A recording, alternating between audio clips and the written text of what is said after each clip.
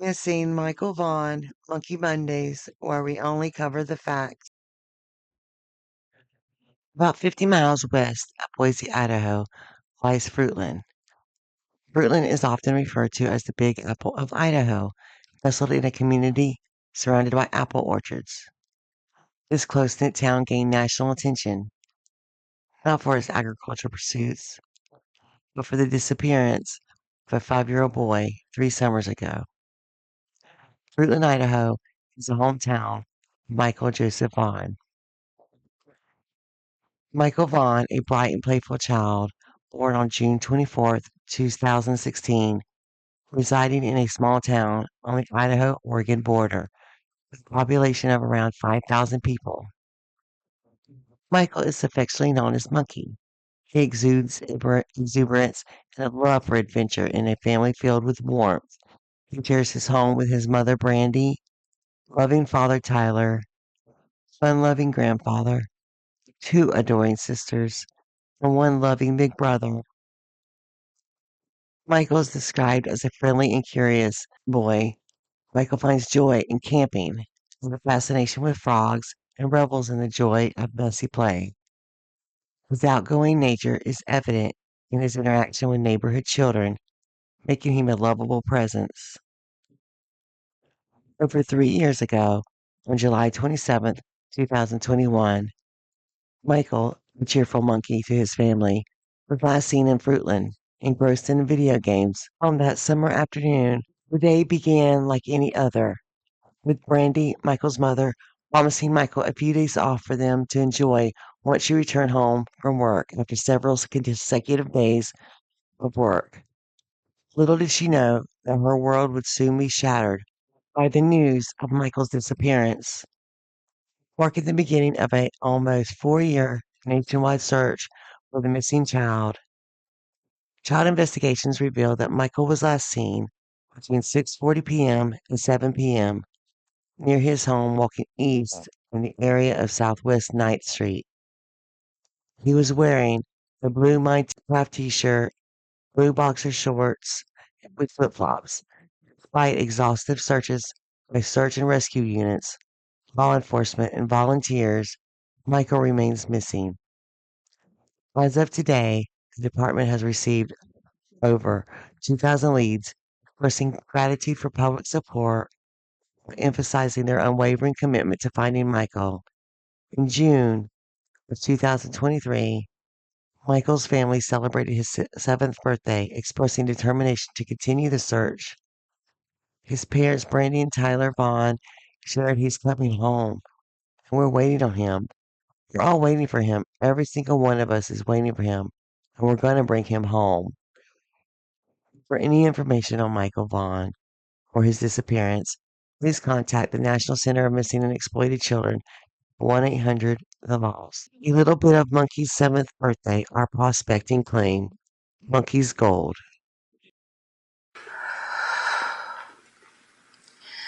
Hello, everyone. I want to thank you for all being here today. My name is Brandy Neal, and I am Michael Joseph Vaughan's mama.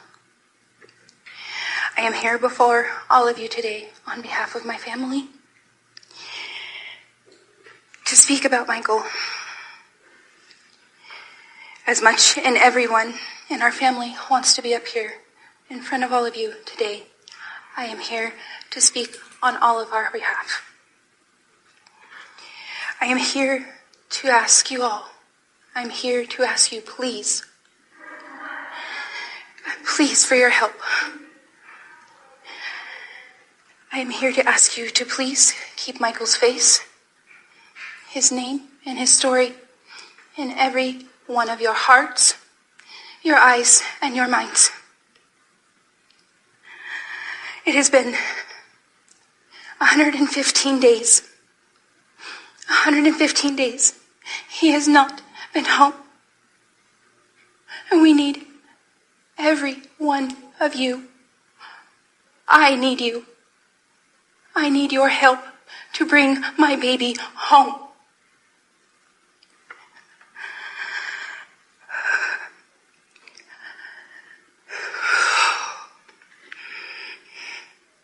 I need you.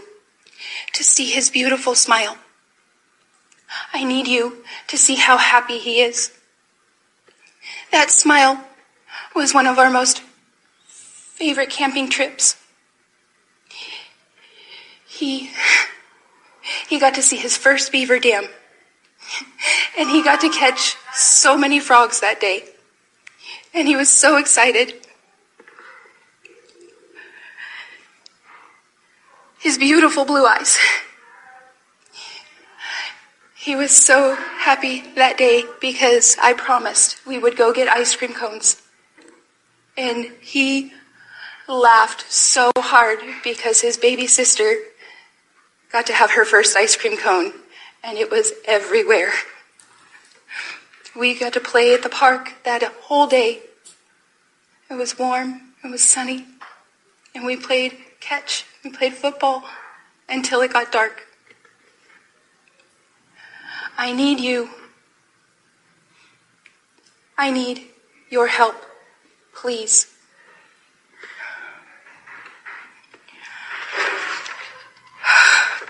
I need you to know how much Michael is loved. I need you to know how much he is missed. Our family is broken without him. We miss his laughs, his smiles. We miss his hugs. I need you to know.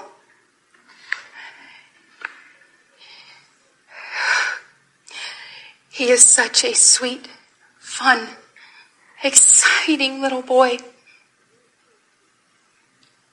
He brings such joy and love to our family and everyone that he knows and that knows him.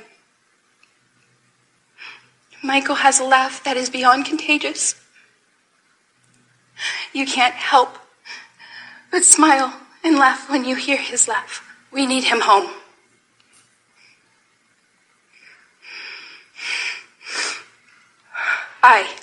I am asking for your help. I am asking for everyone's help. Please, please, if you know anything at all, if you know something, please, I am begging. This is my baby. This is my son. I need him home. I want him home. Please, I need your help to bring him home. He's out there. Where's Michael Vaughan? Searching for their little boy, searching for answers. Michael Vaughan went missing in the summer of 2021. The case heated up late last year with police digging up a home close to the Vaughans and naming people they believe are involved in Michael's abduction. But we still don't know where the little boy is.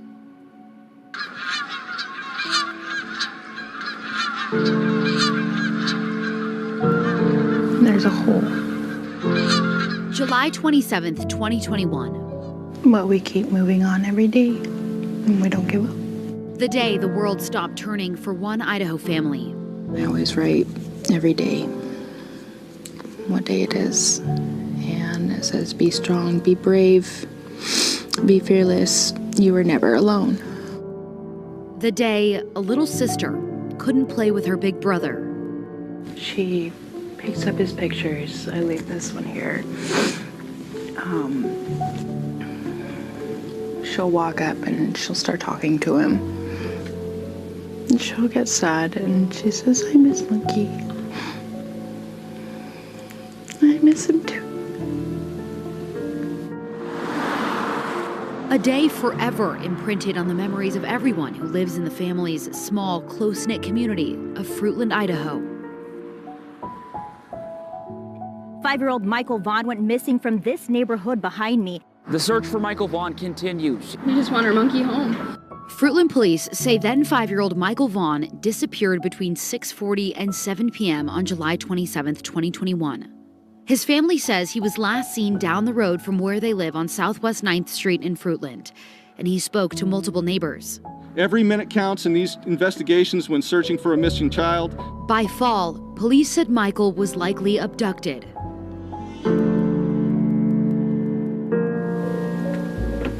I want to hear him say, "I love you, Mom." It was the last thing I got to hear. That was the last thing he said to you. I told him I'd be home to tuck him in.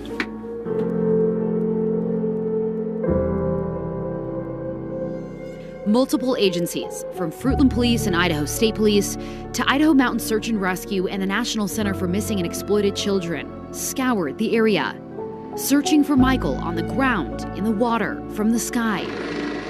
People from all around the Treasure Valley also helped search for the little blonde-haired, blue-eyed boy, lovingly nicknamed Monkey. Michael's still missing. He's not home, and we don't have answers. So we keep going.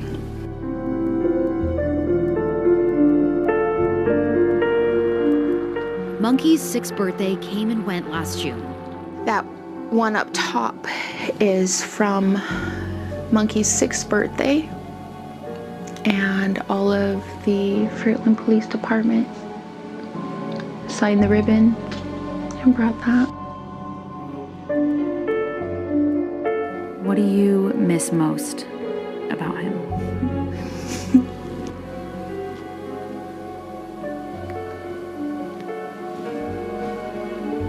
His hugs, his jumping on me, his kisses, "Mama, we do this."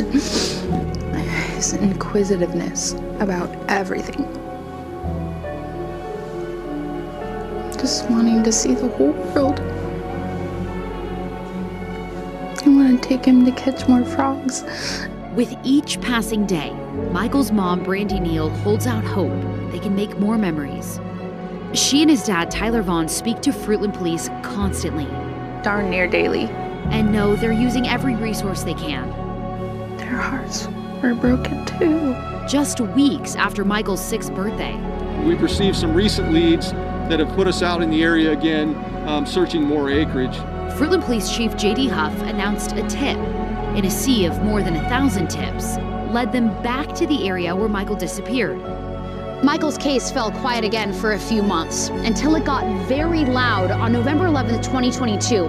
A major break in the case at a home just across the road, just half a mile away from this neighborhood where the Vaughan family lives.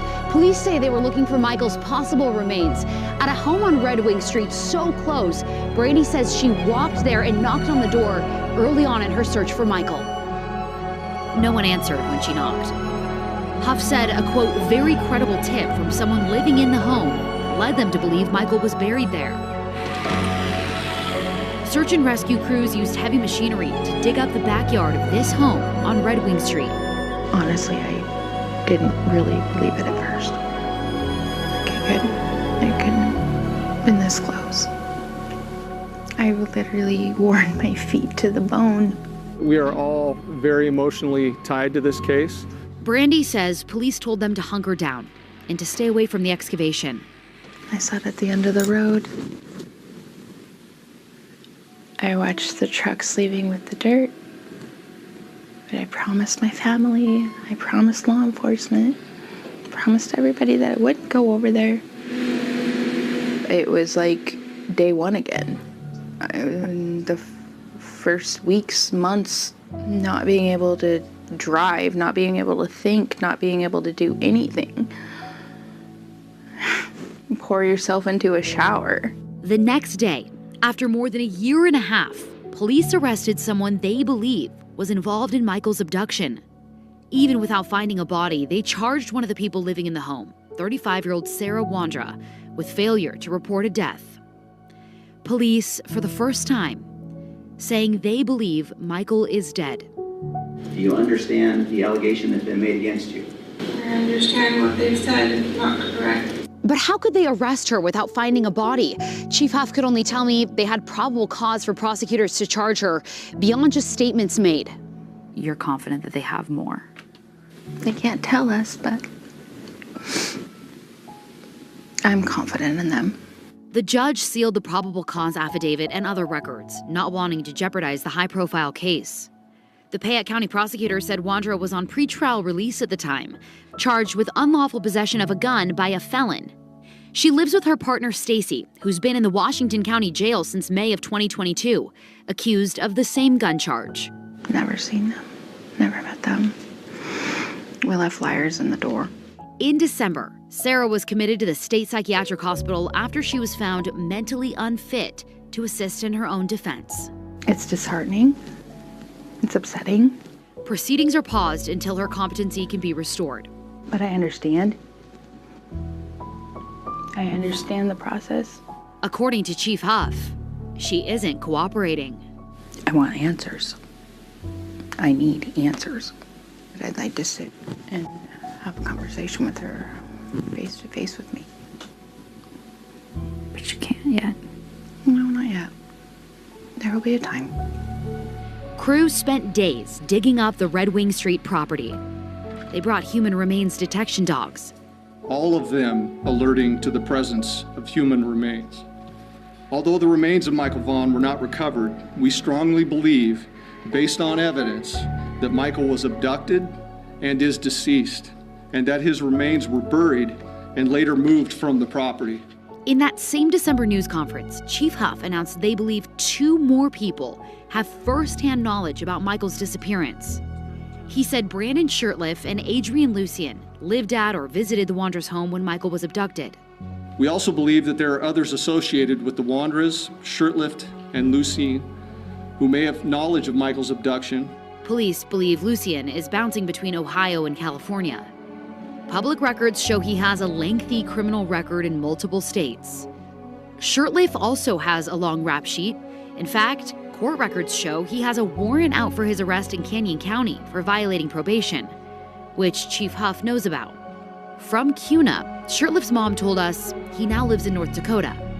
Via Facebook Messenger, she also told us in early December, investigators and cadaver dogs were at her house for days. He is not running. He has nothing to hide, and we have all been cooperating, his mom wrote. A week after releasing their names, Fruitland police said they made contact with Lucien and Shirtliff. However, they haven't charged the men or issued any arrest warrants. While Huff wouldn't comment on why, he says he's confident arrests will be made in this case. It's not fair if you have information about Michael and you've watched us for this past 545 days and you haven't said a damn word. And we have to wait and wait and wait and still take care of our family and our lives. Somebody needs to say something, and they need to start talking. As investigators press on, Chief Huff says they continue working closely with the Payette County prosecutor. You can't take one of our most precious citizens from us and ever expect us to stop. I hate these words, but we will bring him home one way or another. We'll never give up. While they wait for answers, these are every single card, kind note that has been sent to our family. Support from their community and from all over the world. New Zealand. Little kiwi for Michael when he comes home. Helps their world slowly turn again. Michael is still missing. We do not have answers to where he is. Please keep sharing his beautiful smile, his beautiful face. He's out there somewhere, and we need him home. Don't forget about him. Multiple status hearings have been set for Sarah Wandra, with another scheduled for February 6th, which we will, of course, be covering. Meantime, Chief Huff believes they'll be doing more searches. A week ago, he posted on Facebook saying they are following up on new information.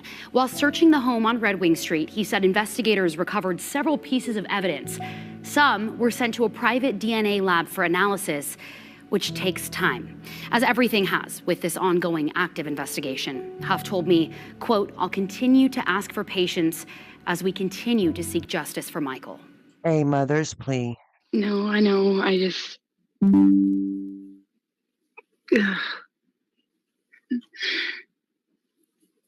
It is 819 days. And Brandon, you know what happened to our beautiful baby. Whether you were directly involved, but you know.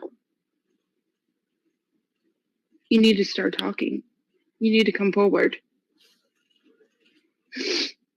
Quit lying, quit hiding.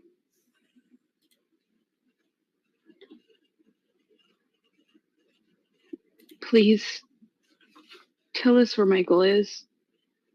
Let our family have some rest, please. Let us bring our baby home. We've worked tirelessly, endlessly. Law enforcement,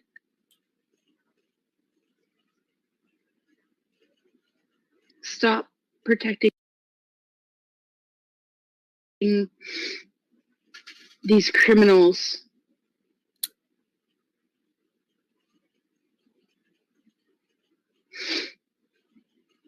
And I will say this out loud.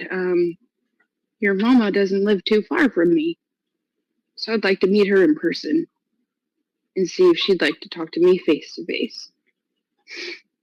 Because I know that there are flyers all over the area where she lives. It's time to tell the truth. It's time to own up. It's time to find Michael and bring him home and stop your BS.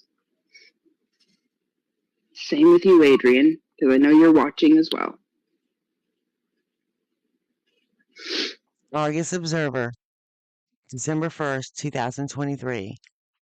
In Fruitland, Idaho, a Christmas tree, a thoughtful gift from Fruitland High School to Michael Monkey Vaughan's family 2 years ago, remains standing in their living room. Michael, affectionately known as Monkey, has been missing since July 27th, 2021. In a recent phone interview, his mother, Brandy Neal, shared that the family has chosen not to take down the tree, graciously donated by the high school, adorned with fuzzy bears, flowers, and various stuffed ornaments. Some sent by well-wishers from social media and around the Treasure Valley. The tree stands as a symbol of hope, Brandy mentioned, that they received ornaments with family members' names, adding a personal touch to the display. Michael's smaller favorite toy, a Spider-Man action figure, still holds a place in the living room, reflecting his fondness for superheroes like Spider-Man and Batman. Despite the passage of days since Michael's disappearance, the family maintains hope for his return. As another holiday approaches, they continue to plan and buy gifts for Michael, preserving traditions and keeping his memory alive. Photos of Michael are scattered throughout the home, creating a bittersweet atmosphere. Michael has three siblings, an older sister, a brother, and his baby sister, Buggy. The family faces daily challenges, with Buggy playing with Michael's toys and maintaining a connection with her missing brother. Tyler Vaughan, Michael's father, and Brandy Neal navigate each day as best they can, providing strength to each other and their children. The National Center for Missing and Exploited Children's peer support program has been a valuable resource, connecting them with someone who has experienced a similar situation. Community support remains strong, with gestures like Cynthia Walker including Michael in their church prayers list, and prayers from the community serve as a source of strength for the family. Neil expressed gratitude for the community's kindness and emphasized the ongoing need for suspects to cooperate with law enforcement. In November 2022, a significant development occurred in Michael's case with the arrest of Sarah Wandra. Despite search efforts, Michael's whereabouts remain unknown. Three additional suspects, Stacy Wandra, Adrian Lucian, and Brandon Shirtliff, were named accused of having firsthand knowledge of Michael's abduction and the relocation of his body. Concerns about community safety arose with Stacey Wandra's release, prompting Chief J.D. Huff to emphasize the need for vigilance. The investigation, now under Fayette County Prosecutor Mike Duke, remains ongoing, with Chief J.D. Huff expressing optimism about its progress. Portland police detectives actively pursue leads, urging anyone with information to come forward regarding the grand jury scheduling. There has been minimal communication since the case transitioned to Prosecutor Duke. Fayette County Commissioner Anne Marie Kelso provided insights stating that grand juries can retain cases for an extended period within a 6-month service term for grand jury members. The current grand jury members' term, selected around July or September, may be nearing its end. Despite the challenges of managing such a large case, the community remains hopeful. Chief Huff emphasized their dedication to recovering Michael and bringing him home. The community's continued support is crucial, with Neil encouraging the sharing of Michael's picture on social media. She expressed gratitude for the unwavering dedication of the community and law enforcement in the ongoing search for Michael.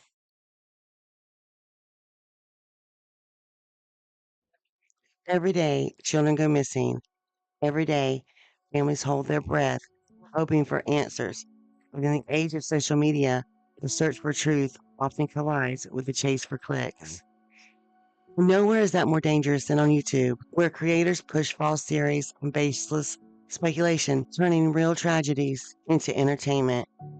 This is the story of Michael Vaughan and how misinformation threatens to bury the truth. Michael Joseph Vaughan, affectionately known as Monkey, disappeared on July 27, 2021, from his neighborhood in Fruitland, Idaho. He was just 5 years old. Michael was last seen near his home around 6:30 p.m. A massive search followed. Police, drones, scent dogs, dive team, and no trace was found. Law enforcement quickly shifted from a missing child to an abduction investigation. Long, thorough investigation. The family is not a focus of our investigation at this point.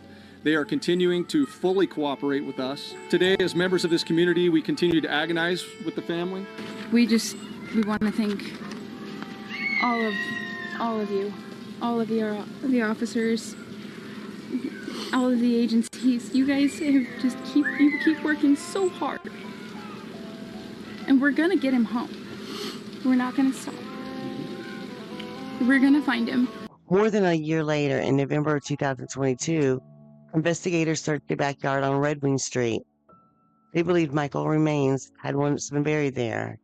Sarah Wandra was arrested, not for harming Michael, but for failing to report a death. No one has been charged with Michael's abduction. Michael's body has never been recovered. Police believe others are involved and that the case is far from over. Evidence suggests that the following individuals who are currently in custody are involved in the abduction of Michael Vaughan.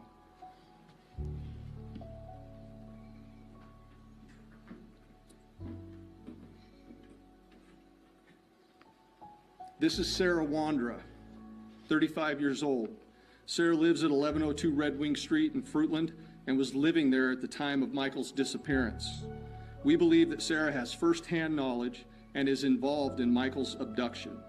Sarah Wandra is currently being held at the Fayette County Jail for failing to report a death to law enforcement.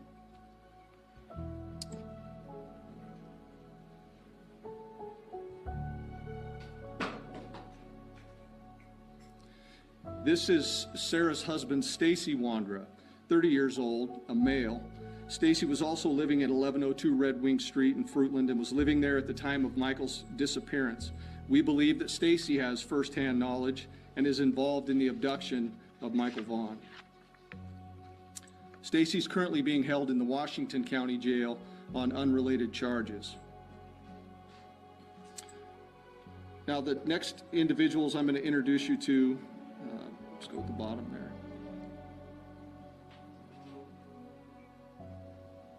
This is Brandon Shirtliff, 30 years old, of Kuna, Idaho. Brandon was living with Sarah and Stacey Wandra at 1102 Red Wing Street at the time of Michael's disappearance, and we believe Brandon has firsthand knowledge of Michael's abduction. Brandon is currently believed to be in North Dakota.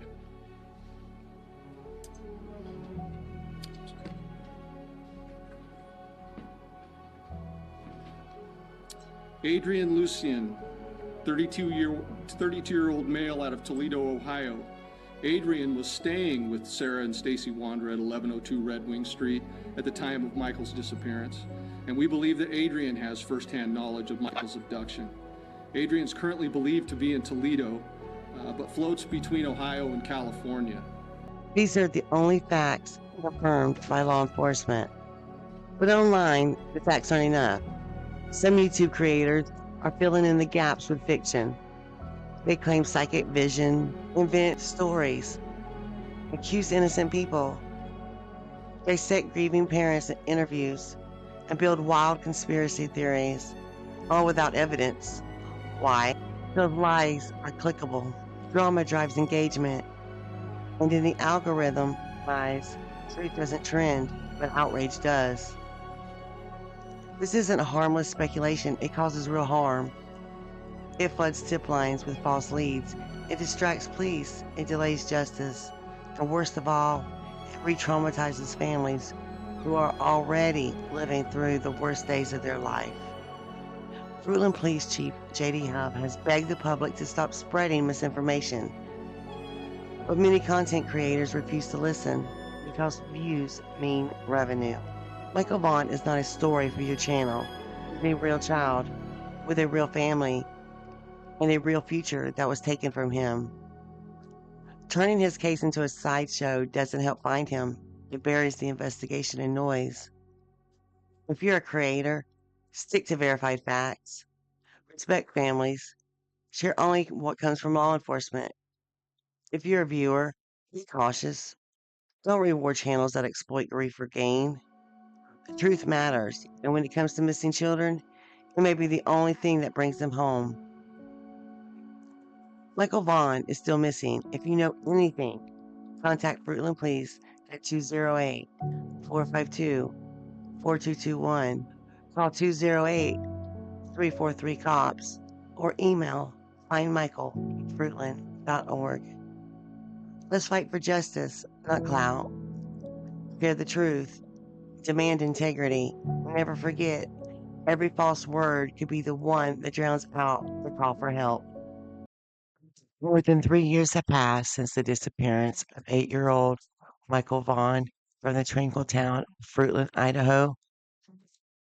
Despite desperate efforts, the search for the missing child has persisted without pause since his last sighting on July 27th, 2021. Michael Vaughan, now age 8, with striking blue eyes and blonde hair, has become the focal point of an extensive search operation. Residents and law enforcement agencies have joined forces in the collective hope of reuniting Michael with his anxious family. The young boy was last seen wearing a light blue Minecraft t-shirt, blue boxer briefs, and sandals. Anyone with any information that could aid in his identification is crucial to the Fruitland Police Department. The Fruitland Police Department has taken the lead in investigating Michael's disappearance, urging anyone with information about his whereabouts to contact them immediately at 208-452-3001. Every piece of information, no matter how seemingly small, could be instrumental in locating Michael, bringing him safely back home. The disappearance of a child is a heart-wrenching event that deeply affects the community. Fruitland residents have united, demonstrated unwavering support for Michael's family during this challenging time. Their commitment to the search effort underscores the strength and unity of this close-knit community. As the days turn into weeks, the weeks turn into months, and the months have turned into years. The search for Michael Vaughan persists. With unyielding determination, authorities, family, and friends hold on to hope, praying for his safe return. The Fruitland community remains resolute in their quest to bring Michael home, keeping his memory alive in the hearts of all who know and love him.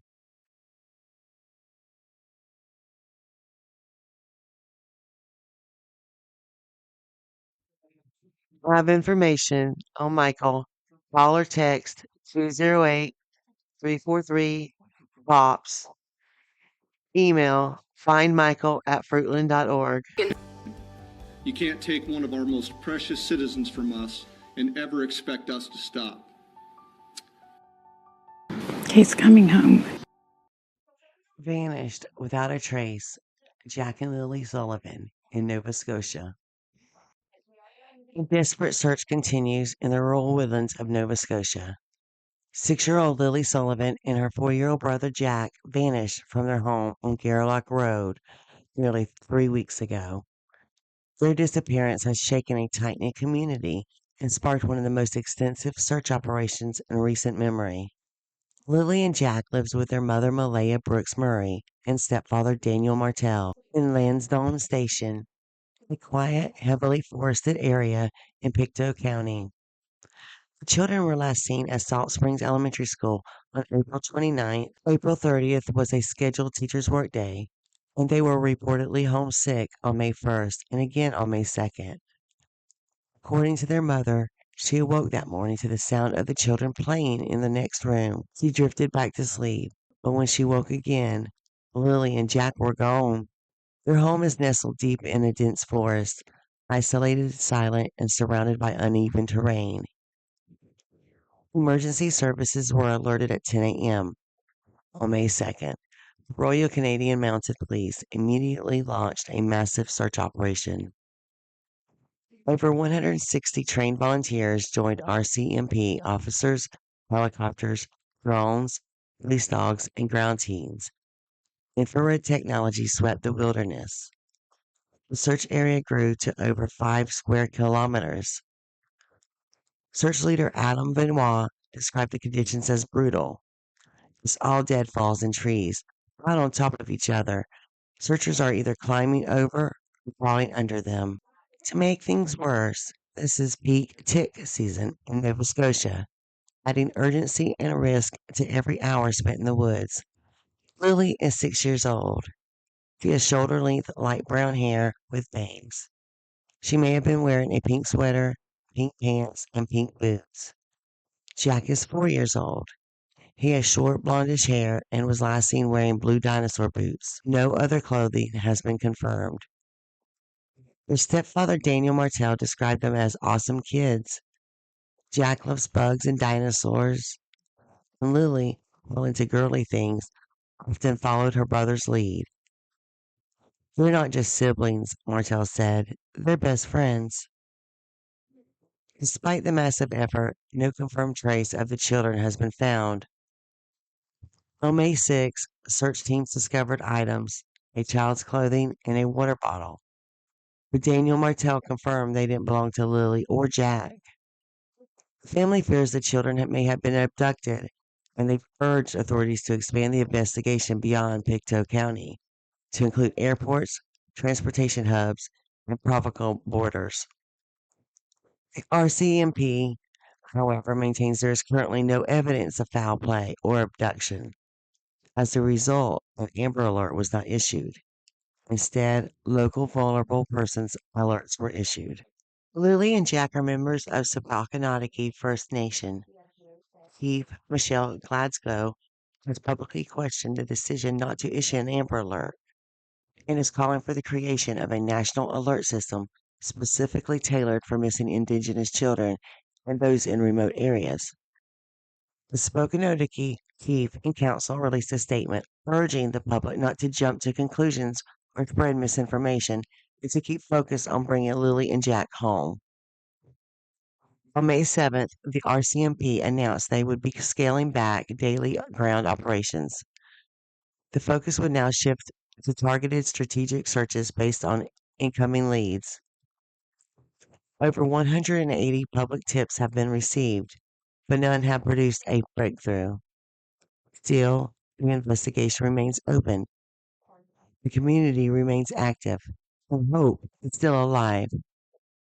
Melissa Scott's trail cameras might contain clues about the disappearance of Lily and Jack Sullivan. RCMP asked her for days of footage as the investigation into the missing children approaches the 3-week mark. It's scary, especially not knowing what happens. We definitely keep our kids a little closer to home now. The 4 and 6-year-olds were reported missing from this home on May 2nd, launching a massive search of the woods surrounding the home. No trace has been found, and RCMP haven't ruled out the case is suspicious. This is some of the footage Scott gave police. She says RCMP major crimes officers came to her home this week, asking for everything on her 7 cameras, starting April 27th, 5 days before the kids were reported missing. 2 of Scott's neighbors were also asked to provide footage to RCMP. She says the officers also asked about her family's vehicles to rule out local traffic in the footage. Possibly they are wondering if they didn't go missing earlier, or maybe somebody who isn't local to the area was around beforehand. This road is the most direct path from Scott's property to the home the kids went missing from. We drove between the 2 places. It's about an 18-minute drive down rough dirt roads. Straight through the woods, it's about 5 kilometers. I did mention to them that I was very happy to see them and glad that they were canvassing a little further and looking at trail cam footage. And they did respond saying that they probably should have been around earlier. RCMP would not answer CBC's questions, including why they are seeking trail camera footage from before the disappearance and why they are identifying local vehicles. Nicola Sagan, CBC News, Glengarry Station, Nova Scotia. If you have any information, no matter how small, contact the Pictou County District RCMP at 902-485-4333 or reach out to Crime Stoppers at 1-800-222-TIPS. As the days pass and questions remain unanswered, people of Lansdowne Station, the Sepakanataki First Nation, and families across Canada hold tightly to hope. Hope that Lily and Jack Sullivan will be found safe. And hope he'll soon be back where they belong, home. Hope. That's why we're here.